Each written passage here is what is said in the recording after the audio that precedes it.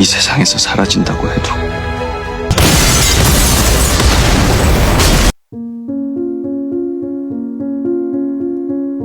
Sejak saat itu, Saon menjadi suami rumah tangga yang siap melayani Haejo. Ia bahkan membuatkan nasi goreng kimchi untuk Haejo dan memerintahkan jika mulai sekarang mereka harus selalu makan bersama agar rumah tangga ini kembali hidup. Haejo berkata, selama 3 tahun pernikahan mereka, rumah mereka benar-benar dingin.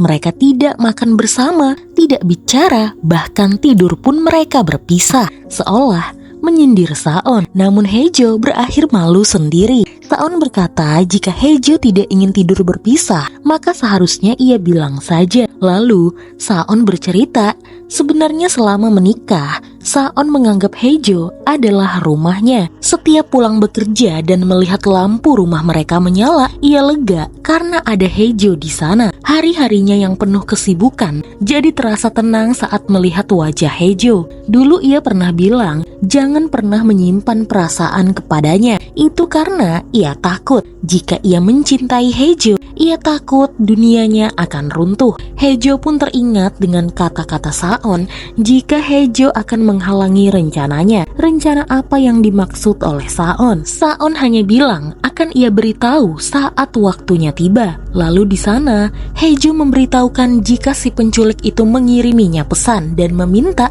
ponsel itu segera dikembalikan.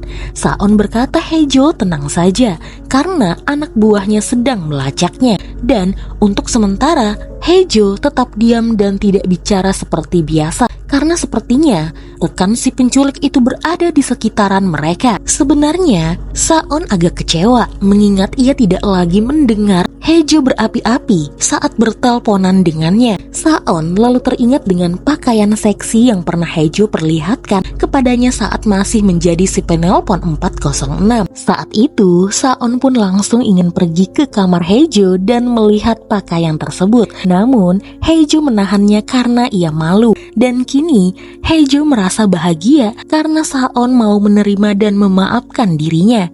Di dalam hati Saon, apakah Haejo juga akan menerima dirinya saat Haejo tahu siapa dirinya sebenarnya? 나를 다 알게 돼도. Di sisi lain, si penculik itu masih belum bisa mengambil ponsel yang ada di tangan Haejo. Rekannya terus memaksanya karena itu adalah bukti yang sangat penting bagi mereka. Si penculik itu berkata, jika tidak hanya ponsel itu yang akan ia ambil, tapi ia juga ingin mengambil wangi tubuh dari Saon.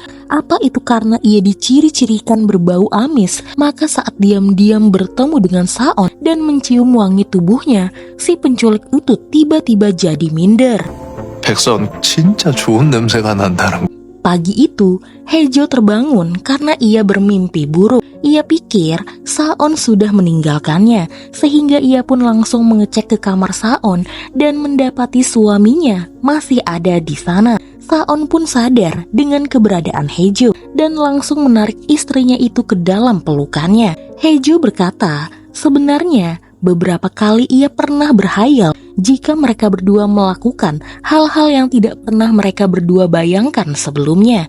Pergi piknik keluar atau sekedar jalan-jalan sore bersama. Lucu rasanya mengingat Haejo berulang kali ingin bercerai dan pergi dari rumah ini. Saon lalu bertanya, sejak kapan Haejo mulai berhayal seperti itu? Haejo bilang, semenjak Saon berkata kepada polisi yang sudah membantunya jika dirinya adalah istri Saon.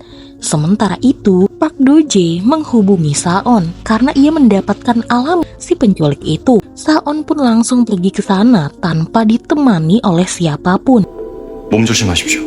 Pada saat itu, Haejo menerima pesan lagi dari si penculik jika ia memberitahukan siapa sebenarnya Baek Saon, lalu mengiriminya sebuah video yang Haejo sama sekali tidak mengerti. Tiba-tiba Sang-woo mengirimi Haejo pesan karena Sang-woo berada di panti asuhan dan teringat dengan Haejo. Haejo lantas meminta Sang-woo untuk bertemu dengannya. Haejo ingin Sang-woo menceritakan perihal acara misteri yang ada di televisi yang berkaitan dengan anak-anak panti yang menghilang secara misterius. 그 사건 자세히 얘기해 줄 수 있어요? Sementara itu, Saon sudah sampai ke lokasi si penculik itu berada. Tempat itu adalah sebuah villa yang sudah tidak berpenghuni, dan di sana Saon menemukan sebuah video acara televisi yang juga dikirim oleh si penculik itu kepada Haejo. Di video itu juga tertulis jika Baek Saon adalah seorang pembunuh. Jika diperhatikan di dalam video itu, ada tulisan di bawahnya tentang kasus penculikan anak-anak panti. Saat itu,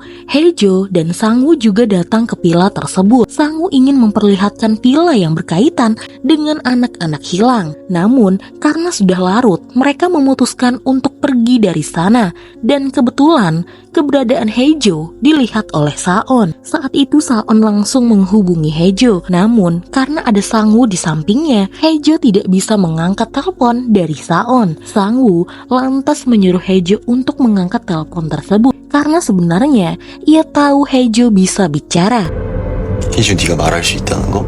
Saat itu, Saon langsung menghadang mobil Sangwoo agar ia berhenti. Ia juga memaksa Haejo turun dari mobil Sangwoo dan masuk ke dalam mobilnya. Saon lalu memperingatkan Sangwoo untuk tidak lagi dekat-dekat dengan Haejo.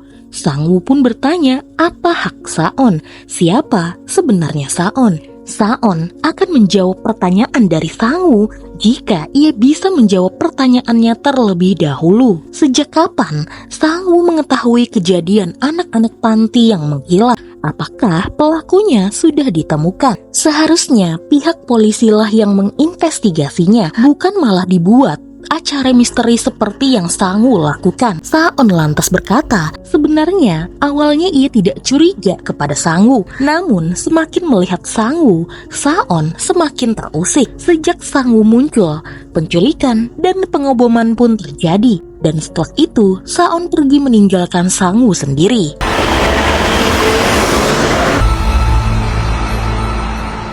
Haejo lantas memberikan alasan mengapa ia bertemu dengan Sangwoo. Itu semua karena ia mendapatkan video dari si penculik itu. Haejo sebenarnya takut bertanya langsung kepada Saon. Ia takut hubungan mereka berdua kembali renggang. Padahal baru saja mereka berdua bersama. Ia sampai berpikir tidak mungkin rasanya ia dicintai semudah ini. Makanya ia takut bertanya kepada Saon. Ia hanya ingin Saon menceritakan semuanya. Haejo berjanji akan menerima dan mencoba mengatasinya. Saon lalu berkata jika ia mengungkapkan sisi lain dari dirinya, Saon hanya ingin Haejo tahu jika predikat cucu mantan presiden, anak calon presiden, dan Baek Saon jubir kepresidenan itu hilang, maka Saon ingin Haejo tetap menjadi miliknya seutuhnya. 어떻게 믿을래? Sementara itu, Inha bertemu dengan ayahnya. Ia menikmati perlariannya selama beberapa tahun ini setelah lari dari pernikahannya sendiri dan tidak dicari-cari oleh keluarganya. Inha lalu bertanya, apakah semua itu adalah rencana ayahnya? Apakah dokumen petunjuk yang ia temukan di kantornya dikirim oleh ayahnya? Karena seingatnya, ayahnya tidak begitu terkejut saat melihat dokumen itu. Dokumen itu merujuk pada jika Baek Saon bukanlah putra kandung Baek Uyong. Apa sebenarnya kontrak yang dibuat oleh ayahnya dengan keluarga Baek?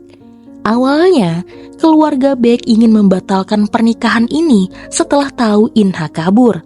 Namun, karena ada satu perjanjian dengan mantan presiden yang pada saat itu adalah kakek Baek Saon, jika Ketua Hong bisa meminta apa saja, makanya pernikahan Baek Saon dan Haejo pun terlaksana. Meski di undangan tetap memakai nama Inha. Apakah itu karena kecelakaan yang menimpa Inha sewaktu kecil? Dulu, ayahnya mengarahkan polisi dan kejaksaan untuk mengusut kecelakaan itu. Tapi, tiba-tiba ayahnya berhenti. Apa yang membuat ayahnya berhenti melakukannya? Apakah ada hubungannya dengan keluarga Baek yang seingatnya pernah berlutut di depan Ketua Hong? Lalu, Ketua Hong berkata untuk tidak mengingat masa lalu yang buruk. Karena sekarang ada masalah baru, di mana saat ini Saon telah diancam oleh seseorang dan pengancam itu tahu tentang Haejo, Saon, dan juga Inha. 관계까지 다 안다는 거겠지. Singkat cerita, Haejo dan Saon kembali bekerja seperti biasa. Haejo didukung oleh tim jubir yang lainnya, sementara Saon seperti biasa menjadi jubir kepresidenan. Namun di sana, para awak media lebih antusias untuk bertanya tentang pengancaman yang menimpa Baek Saon. Namun tidak ada satupun yang Saon jawab. Saon lalu memperlihatkan sebuah potongan video yang dikirim pelaku kemarin. Saon ingin para awak media itu mencari tahu apa maksud si pengancam mengirim video ini. Jika ada yang berhasil, maka ia akan memberikan wawancara eksklusif. Di kantor, Haejo lalu melihat foto-foto saat mereka sedang bertamasya. Awalnya ia senang melihat keseruan mereka di sana. Sampai kemudian, tiba-tiba Haejo menangis. Dan pada saat itu, di kantor jubir, ada seorang pria paruh baya ingin sekali bicara dengan Saon melalui telepon. Pria itu adalah pemilik toko pancing yang terkejut setelah mendengar berita jika Baek Saon diancam oleh seseorang. Ia menulis pesan di tulisan jika dia masih hidup. Pria itu adalah pria yang dulu merawat Saon saat masih kecil. Pria itu sangat sayang kepada Saon. Sebelum akhirnya Saon dijemput oleh keluarga Baek. Dulu, di tempat pria itu, Saon pernah melihat seseorang menenggelamkan anak kecil ke sungai. Apa itu arti dari pesan pria tersebut pada Saon? Saon lantas pergi ke tempat si penelpon itu. Namun saat sampai di sana, tempat itu sudah terbakar dan pria itu tergeletak di lantai. Saon mencoba menyelamatkannya, namun tiba-tiba ledakan pun terjadi yang membuat Saon ikut pingsan. Sementara itu di rumah Haejo, Inha datang berkunjung dan berkata jika seharusnya rumah yang ditinggali Haejo dan Saon menjadi rumahnya. Tapi ia memutuskan untuk pergi. Ia lalu memperlihatkan surat dokumen yang menyatakan jika Baek Saon bukanlah anak kandung keluarga Baek. Namun kata-kata Inha tidak membuat Haejo kaget. Karena dari awal, Saon sudah menyadarkannya dan Haejo akan menerima Saon meskipun Saon melepas nama keluarga Baek. 혹시 알고 있었어? Dan juga alasan mengapa Haejo menangis saat melihat foto-foto kantor jubir bertamasya adalah ia melihat foto-foto Saon yang selalu melihat ke arah dirinya. Ia tahu Saon begitu mencintainya.